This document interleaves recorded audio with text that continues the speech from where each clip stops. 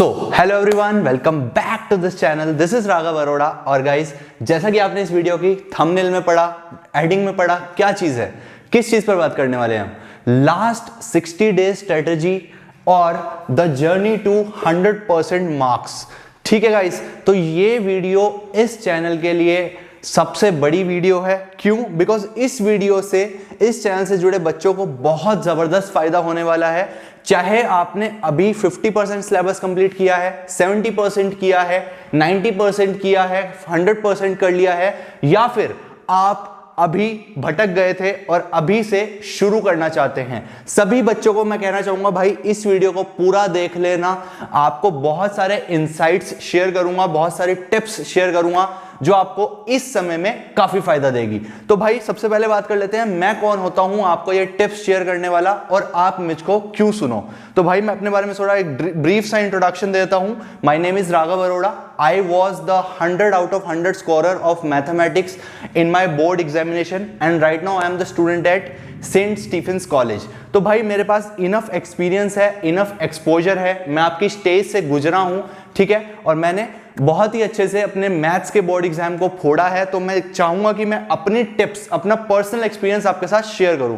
हो सकता है कोई और वीडियो आपने देखी हो इस तरह की स्ट्रेटेजी रिलेटेड, लेकिन उसमें जनरल टॉक्स हुई हो। हम बिल्कुल भी जनरल टॉक नहीं करने वाले, हम स्पेसिफिकली डिटेल्स पर बात करेंगे। मेरा जितना पर्सनल एक्सपीरियंस है, बिकॉज मैंने पर्सनली 100 स्कोर किया है, मैं कोई ऐसी टिप्स नहीं देने वाला हूं आपको जो मैंने किसी स्टूडेंट से सुनी है या देखा देखी में। मैं आपको बता रहा हूं जो मैंने किया था, मुझसे आप वो टिप्स लेकर इस वीडियो के थ्रू खुद भी एक 100 स्कोरर बन सकते हो। तो बिना देर करे गाइस इस वीडियो को शुरू करते हैं। अगर आप पुराने स्टूडेंट हो यार लाइक ठोक देना, और अगर कोई नया सब्सक्राइबर हो तो प्लीज सब्सक्राइब कर लिया होगा, लाइक करो और नीचे कमेंट में लिखकर बताना yes I am the new one. चलिए देन लेट्स गेट स्टार्टेड। तो गाइस सबसे पहले तो आपको ये मिथ क्लियर करनी है कि यार बहुत सारे बच्चे बोलते हैं भैया क्या अब इन लास्ट 2 मंथ्स में, 3 मंथ्स में, लास्ट 60 डेज में क्या बहुत अच्छा स्कोर करना पॉसिबल है अगर मैंने स्टार्टिंग में बहुत अच्छे से पढ़ाई नहीं करी? तो यार जब हम स्टार्टिंग में थे और मेरे से कोई बच्चा ऐसा पूछता था कि यह पॉसिबल है, तो मैं उसको मना कर देता था, क्योंकि मैं चाहता था कि यार अगर आप स्टार्टिंग में हो तो आप ऐसे थॉट्स मन में मत लाओ। लेकिन आज जब लास्ट मोमेंट पर मैं खड़ा हूं तो यस मैं कहना चाहता हूं कि हाँ, इस स्टेज पर बहुत अच्छा स्कोर करना पॉसिबल है। बिकॉज ये बोर्ड एग्जामिनेशन है गाइस, ये कोई कॉम्पिटिटिव एग्जामिनेशन नहीं है, आपकी बेसिक नॉलेज टेस्ट होनी है। तो अगर आप लास्ट के 2-3 मंथ्स में 100% डेडिकेशन के साथ फोकस करके पढ़ाई कर लेते हो तो ट्रस्ट मी, आपको कोई भी बहुत अच्छा करने से नहीं रोक पाएगा। ठीक है, तो आपको बस ये ध्यान रखना है। अब ये मत सोचो कि जिन्होंने पहले पढ़ा वो बेकार हो गया, ये मत सोचना बिल्कुल भी, बिकॉज जिन्होंने पहले पढ़ लिया है उनको इतना स्ट्रेस नहीं आएगा चीजों को कंप्लीट करने में जितना उस बच्चे को आने वाला है जो अभी अभी बोर्ड्स की तैयारी मैथ्स की शुरू करने वाला है। तो ये बात आप ध्यान रखना, ठीक है, दोनों अपनी अपनी जगह ठीक है। लेकिन जो बच्चा अभी शुरू कर रहा है भाई, वो मेरी बात समझ लो कि बिल्कुल भी ये मत सोचो कि जो पहले कर चुका है वो आपसे एज में रहेगा। आप भी फोड़ोगे, बिल्कुल आप बहुत अच्छा स्कोर करोगे। क्यों? क्योंकि ये लास्ट के 3 मंथ्स जो हैं गाइस, यही सबसे ज्यादा मेहनत करने वाले होते हैं, सबसे ज्यादा पढ़ाई करने वाले होते हैं। क्यों? क्योंकि स्कूल्स के बर्डन से आप फ्री हो चुके होते हो, ज्यादातर बच्चों का सिलेबस कंप्लीट हो चुका होता है, और राइट नाउ इस दिसंबर एंड के महीने में आप लोगों का क्या रहता है, बेसिकली अपना सेल्फ टाइम रहता है पढ़ाई करने के लिए, सेल्फ स्टडी करने के लिए। आपके पास अपना खुद का टाइम होता है, आपको इधर उधर कहीं नहीं भटकना। ठीक है, आपको स्कूल की क्लासेस का कमिटमेंट नहीं है। बहुत सारे बच्चे जो ट्यूशन वगैरह लेते हैं उनके भी ट्यूशन क्लासेस लगभग एंड हो जाते हैं दिसंबर एंड तक। ठीक है, तो आपके पास अपना पर्सनल स्पेस है, पर्सनल टाइम है, तो आप 100% डेडिकेशन के साथ पढ़ सकते हो। और वैसे भी यार पहले क्या होता था, पार्ट्स में पढ़ते थे तो भटक जाते थे। एक फर्स्ट डे एक पेज पढ़ा, 2 दिन नहीं पढ़ा, फिर खोलना भूल गए, कहां थे सब भटक गया, पिछला भी भूल गए। अब अगर आप लगातार रोज, जैसा कि मैं आपको गाइड करने वाला हूं इस वीडियो में, वैसा कर लेते हो तो आपको 100% फ्रूटफुल रिजल्ट्स मिलने वाले हैं। That's my promise. ठीक है गाइस, तो चलो, लेकिन भाई सजेशन यही है कि वीडियो को पूरा देखना है, पहले ही बोल रहा हूं, अगर बीच में छोड़ोगे तो नुकसान होगा। ठीक है, तो बात कर लेते हैं सबसे पहली टिप पर। सबसे पहली बात जो इन लास्ट 60 डेज में अगर आप आज से शुरू कर रहे हो, ठीक है, कोई भी बच्चा है जो इस वीडियो को देखकर पढ़ रहा है या पढ़ने वाला है या पढ़ना स्टार्ट कर चुका था और फिर वीडियो देख रहा है, भाई इस वीडियो के बाद सबसे पहले आपको क्या काम करना है? फर्स्ट चीज, अपने सिलेबस का प्रिंट आउट निकालो। भाई इस बार क्या हुआ है, थोड़ा सिलेबस रिड्यूस हुआ है, तो आपको यह बात ध्यान रखनी है कि आपको अपने नए सिलेबस का सबसे पहले प्रिंट आउट लेना है। बिकॉज हम लोग क्या करते हैं यार, गलत पढ़ सकते हैं। बहुत सारे क्वेश्चन एनसीईआरटी में ऐसे हैं जो आउट ऑफ सिलेबस हैं। ऑल्दो मैंने 2 वीडियोस बनाए हैं जिसमें मैंने डिस्कस करा है डिलीटेड क्वेश्चंस का, फर्स्ट बुक में भी और सेकंड बुक में भी। वो वीडियोस आप जरूर देखना, लिंक नीचे डिस्क्रिप्शन में अवेलेबल है, और एनसीईआरटी में मार्क कर सकते हो डिलीट क्वेश्चन के। स्टिल आपको अपना precised syllabus print out format में अपने पास निकाल लेना है, बिकॉज स्कोर वही करेगा जो फुल सिलेबस करके जाएगा। और सिलेबस फुल कब होगा, जब आप उसमें जो प्रिंट आउट लिया है उसमें आप कर करके टिक्स लगाएंगे। तो पहली चीज क्या है, सबसे पहली चीज का ध्यान रखना है कि आप सबसे पहले जाकर अपना लेटेस्ट जो बिल्कुल न्यू सिलेबस है उसको आप क्या करने वाले हो, प्रिंट आउट लेने वाले हो। ठीक है गाइस, ये बात आपको ध्यान रखनी है। सबसे पहले जाओ और प्रिंट आउट करवाओ। उसके बाद गाइस अगर मैं कंटेंट की बात करूं तो यार कुछ टेक्स्ट बुक्स होती हैं जो हमारी स्टैंडर्ड टेक्स्ट बुक्स हैं, उसमें जो फर्स्ट टेक्स्ट बुक का नेम आता है वो आता है हमारा एनसीईआरटी, जिसमें कि 2 पार्ट्स हैं, एक तो पार्ट 1 है एंड पार्ट 2।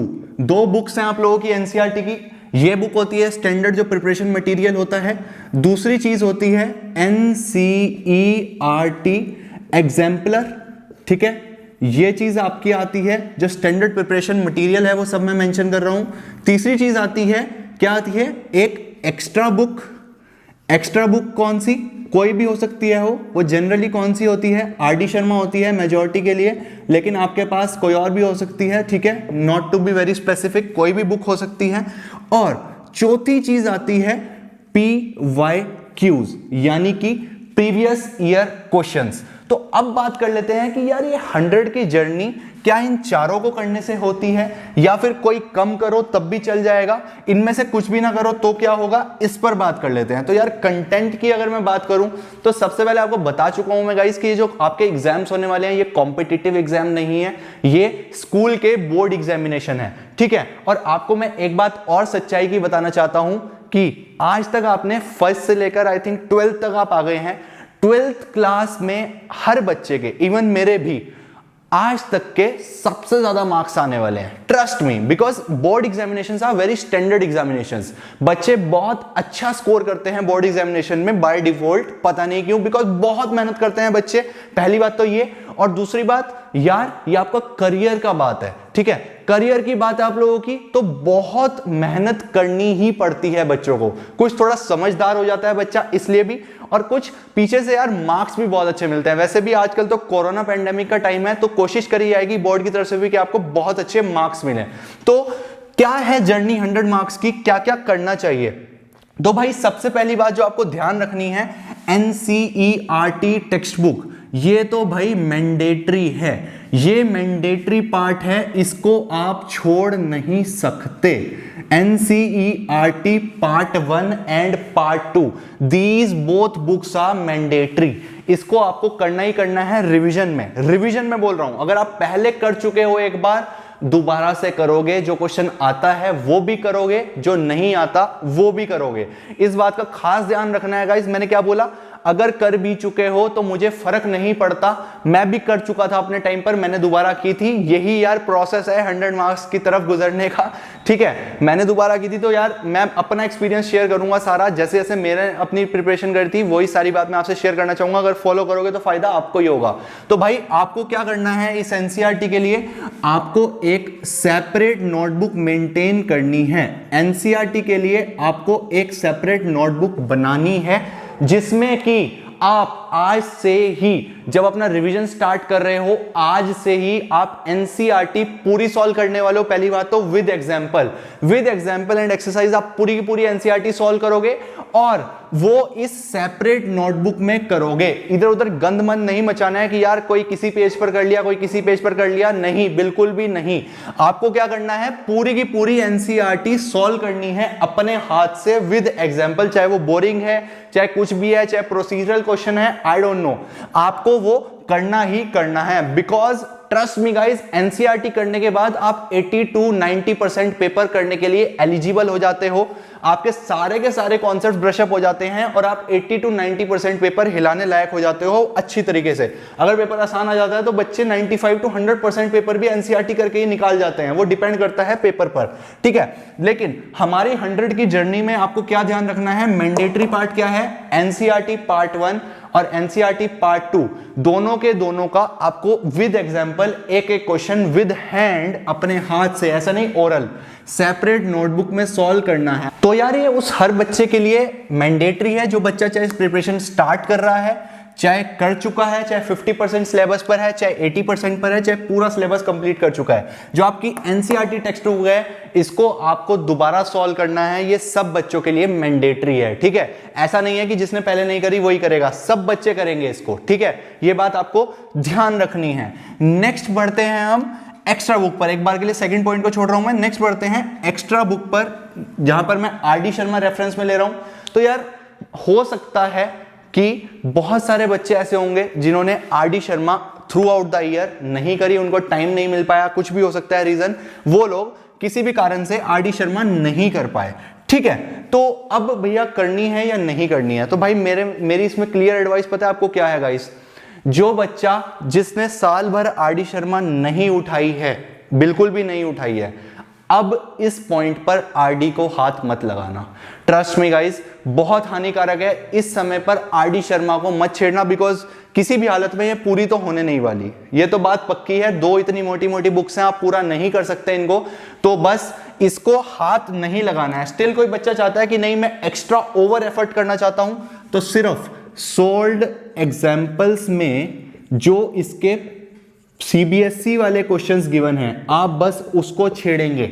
आरडी शर्मा के सॉल्व एग्जांपल्स में जो प्रीवियस ईयर क्वेश्चंस हैं सिर्फ वो छेड़ेंगे, बाकी आरडी शर्मा में ज्यादा दिमाग लगाने की जरूरत नहीं है, ठीक है। अगर आपने नहीं कही है कोई रिग्रेट्स नहीं है गाइस, कोई दिक्कत नहीं है, प्रैक्टिस के लिए होती थी, अगर नहीं कर पाए कोई दिक्कत नहीं है, ठीक है। अब भी संभाल लोगे पूरा पेपर। स्टिल अगर किसी को शौक आ रहा है कि यार नहीं कुछ ना कुछ तो करना है, मेरे को दिल में गिल्ट फील हो रहा है कि मैं नहीं कर रहा हूं, वो भाई सोल्ड एग्जाम्पल्स जो सीबीएसई के हैं आरडी शर्मा के, सिर्फ वो लगा लो।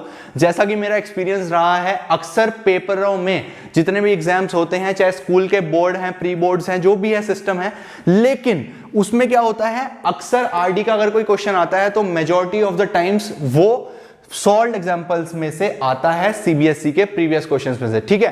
तो ये बात ध्यान रखना। आरडी शर्मा अगर आप करते हो या कोई भी एक्स्ट्रा बुक करते हो, वैसे अब एक्स्ट्रा बुक का टाइम बिल्कुल भी बचा नहीं है। स्टिल अगर आप लगा रहे हो कोई एक्स्ट्रा बुक तो ध्यान रखेंगे, आरडी लगा रहे हो तो सॉल्व्ड एग्जांपल्स के सीबीएसई के क्वेश्चन, ठीक है गाइस।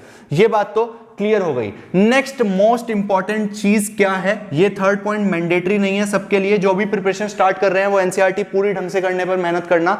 इधर उधर घूमोगे तो भाई परेशान हो जाओगे। आरडी शर्मा के सॉल्व उनके लिए हैं जिन्हें अंदर से फील आ रहा है कि हाँ टाइम भी है और कुछ करना है।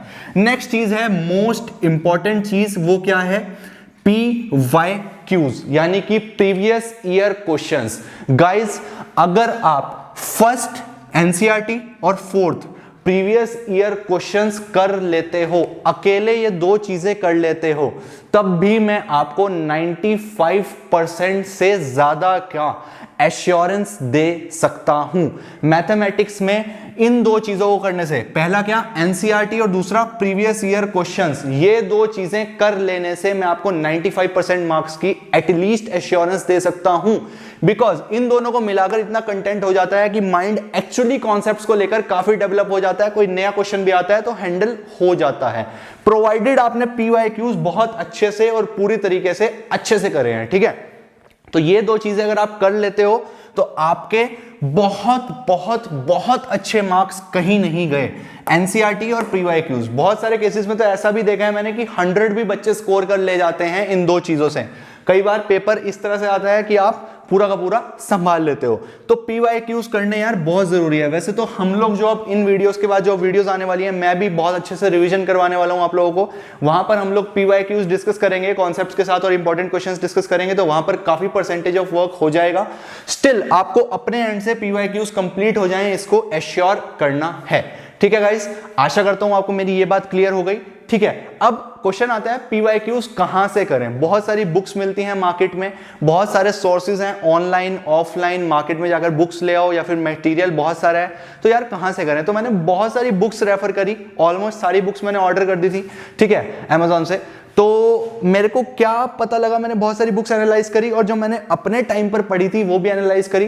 तो जो बुक निकल कर आई है यार, एक बहुत अच्छी बुक आई है पीवाईक्यूज की, ठीक है। उसका लिंक मैं नीचे अमेजोन लिंक में उसका मेंशन कर दूंगा। अगर किसी को जरूरत हो तो यार उस लिंक को खोलकर आप बुक चेक कर सकते हैं और वहां से बाय कर सकते हैं। बेस्ट बाय लिंक में ऐड कर दूंगा, नॉट एन इशू। अदरवाइज आपका जो मन है भाई वो लो, बस मेक श्योर कि पीवाईक्यूज छूटने नहीं चाहिए। मैंने पर्सनल एक्सपीरियंस से थोड़ा बुक्स एक्सप्लोर करी तो मेरे को बेस्ट लगी, तो जो बेस्ट बुक मेरे को लगी है उसका लिंक आपको नीचे डिस्क्रिप्शन में मिलेगा। अगर आप मुझ पर ही ट्रस्ट कर रहे हो तो फटाफट उस लिंक को खोलकर भाई फटाफट ऑर्डर कर देना, बाय नाउ कर देना, बिकॉज वो तो करने ही है। पीवाईक्यूज से आप नहीं बच सकोगे, फटाफट बाय कर लेना, बेस्ट रहेगा। चलो, तो एनसीईआरटी हो गई, पीवाईक्यूज हो गए, आरडी की बात हो गई। नेक्स्ट चीज आती है, अगर ये तीन चीजें आप संभाल चुके हो, अगर आपको सारे के सारे कॉन्सेप्ट्स आते हैं, अगर आप एनसीईआरटी पूरी कर चुके हो, ठीक है, अगर आप पीवाईक्यूज लगा चुके हो, आप आरडी शर्मा के सॉल्व एग्जांपल्स चाह रहे थे और आप कर चुके हो, स्टिल आपको लग रहा है कि यार दिन में थोड़ा बहुत टाइम बच जाता है, तो क्या करें। अगर आपको ऐसा लग रहा है तो बेटा लास्ट 2-3 ईयर के एग्जाम्स जितने भी हुए हैं, कुछ एविडेंट देखने को मिला है कि एक आधा क्वेश्चन जिसको टफ घोषित कर दिया जाता था वो एनसीईआरटी एग्जाम्पलर से सीधा सीधा डाला गया है। Because NCERT exemplar is a good book, काफी अच्छे क्वालिटी क्वेश्चंस हैं इसमें, टफ नहीं कहूंगा, क्वालिटी क्वेश्चंस हैं, इनडायरेक्ट क्वेश्चंस हैं, दिमाग लगता है हल्का सा, ठीक है। तो एनसीईआरटी एग्जाम्पलर की यहां पर इंपॉर्टेंस आती है। अब एनसीईआरटी एग्जाम्पलर पर मैं 100 मार्क्स की डेफिनेट जर्नी पर बात करने वाला हूं, यानी कि जो बच्चा भाई 100 ही एम कर रहा है, 99 भी नहीं चाहिए, वो बच्चा इन तीनों चीजों को करने के बाद एनसीईआरटी एग्जाम्पलर को जरूर देखेगा एक बार, चाहे वो पूरी सॉल्व करे या ना करे, लेकिन क्वेश्चंस पर नजर जरूर मारेगा कि यार ये मेरे से होने लायक लग रहे हैं क्या, मेरे को समझ आ रहा है कुछ क्या लिखा हुआ है इसमें, ठीक है। सॉल्व कर ले तो बहुत अच्छी बात है, बिकॉज एम्पल टाइम इतना बच नहीं पाता यार, और भी सब्जेक्ट्स हैंडल करने हैं, तो ये कंपलसरी नहीं है, लेकिन ये एक एक्स्ट्रा बेनिफिट रहने वाला है। एनसीईआरटी एग्जाम्पलर हर 100 नंबर लाने वाले बच्चे को एटलीस्ट देखनी तो चाहिए ही। इसका भी लिंक मैं नीचे डाल दूंगा यार डिस्क्रिप्शन में, अगर किसी को प्रॉब्लम है तो वो डायरेक्टली ऑनलाइन भी बाय कर सकता है, नीचे आपको डिस्क्रिप्शन में लिंक मिल जाएगा। तो कंटेंट की अगर मैं बात करूं तो एनसीईआरटी आपको पूरी की पूरी विद हैंड करनी है, mandatory for all. RD Sharma करो या ना करो, अब वैसे बनता नहीं है करना, स्टिल अगर करोगे तो सॉल्व एग्जांपल्स में जितने भी क्वेश्चंस हैं, पीवाईक्यूज हैं सीबीएसई के, वो आपको करने हैं। थर्ड चीज आती है previous year questions. Previous year questions बहुत इंपॉर्टेंट है और काफी ज्यादा महत्वपूर्ण है आपके मार्क्स स्कोर करने में, ठीक है। गेम चेंजर होते हैं प्रीवियस ईयर क्वेश्चंस, अगर लगा लो तो यार एकदम पता लग जाता है पेपर में आता क्या है और आने क्या वाला है, ठीक है। तो इनको भी नहीं छोड़ना है, first and fourth are mandatory, ठीक है। पीवाईक्यूज की बुक में कंफ्यूजन हो, नीचे लिंक मिल जाएगा, ठीक है। एग्जाम्पलर में बहुत सारी आती है, तो उसमें भी मैं आपको स्टैंडर्ड वाली मेंशन कर दूंगा नीचे, अगर, वरना आपको जो सूटेबल हो बाजार जाकर आप कोई भी ले सकते हो, नॉट एन इशू, ठीक है।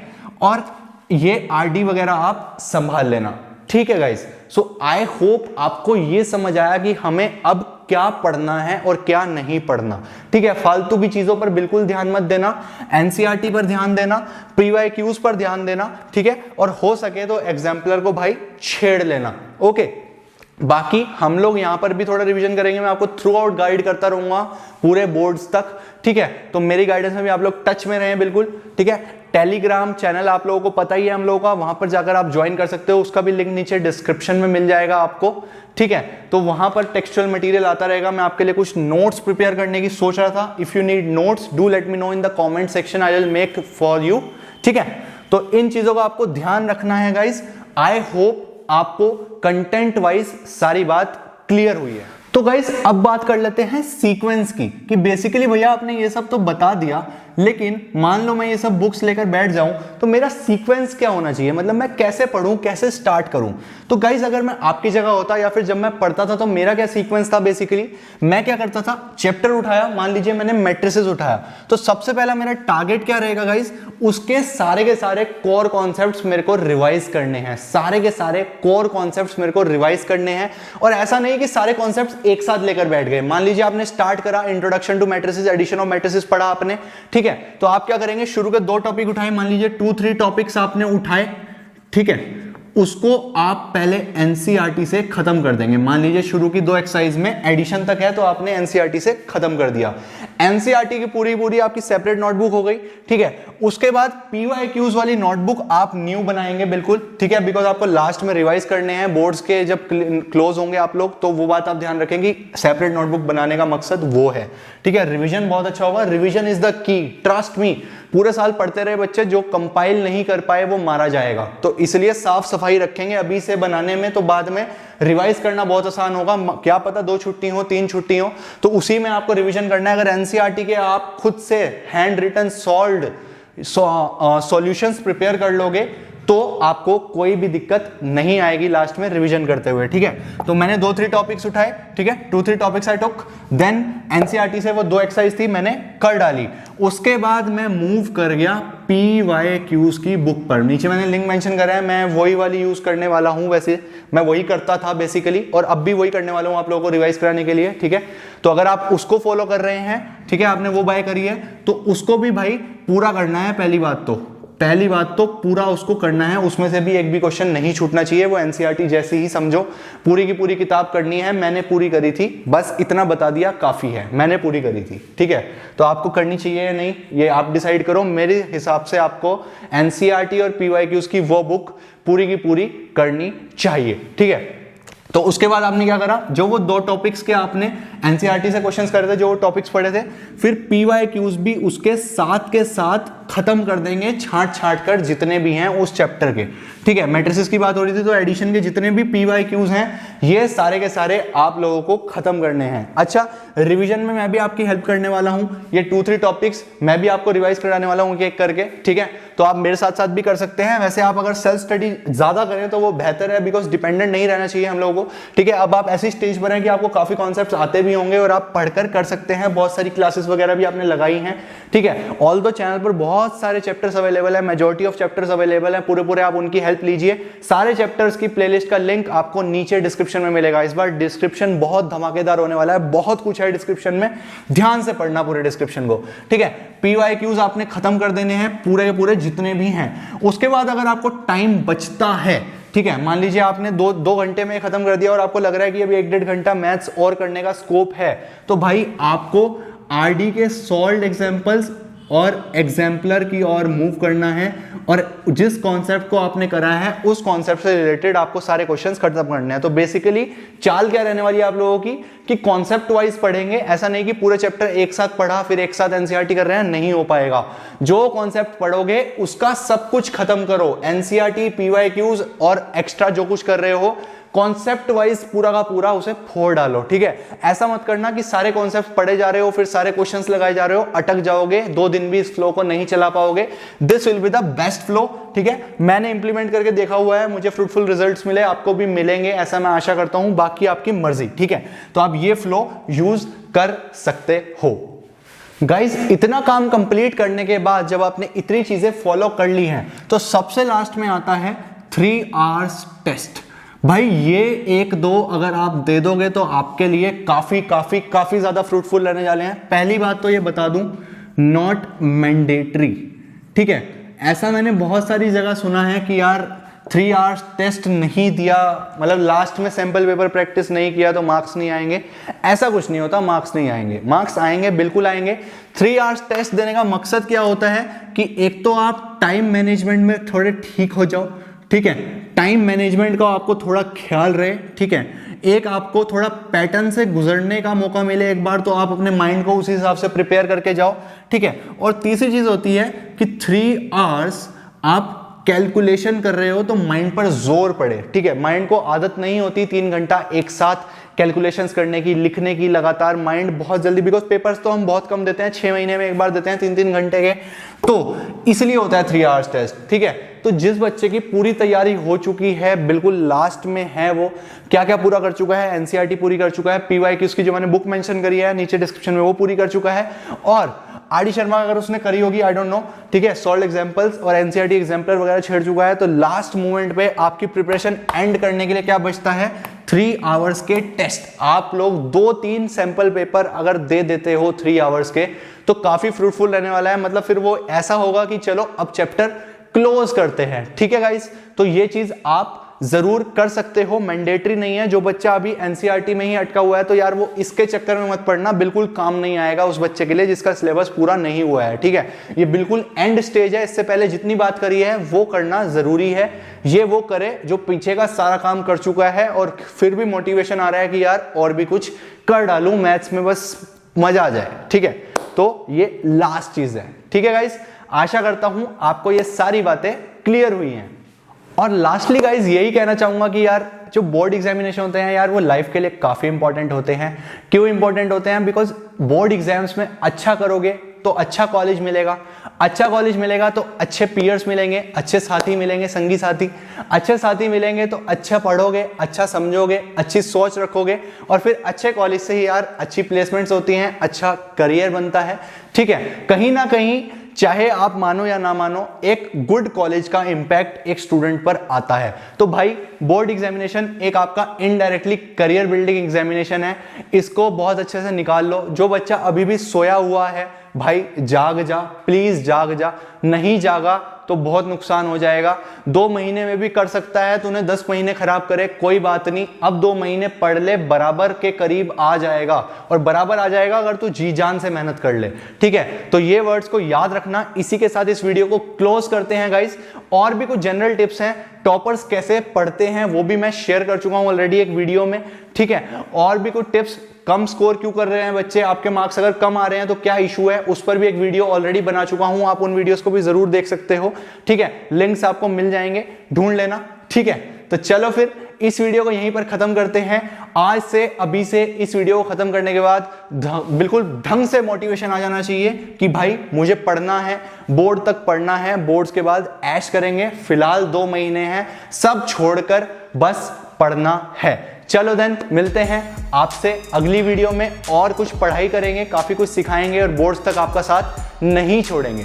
चलो then, goodbye guys, goodbye and take care.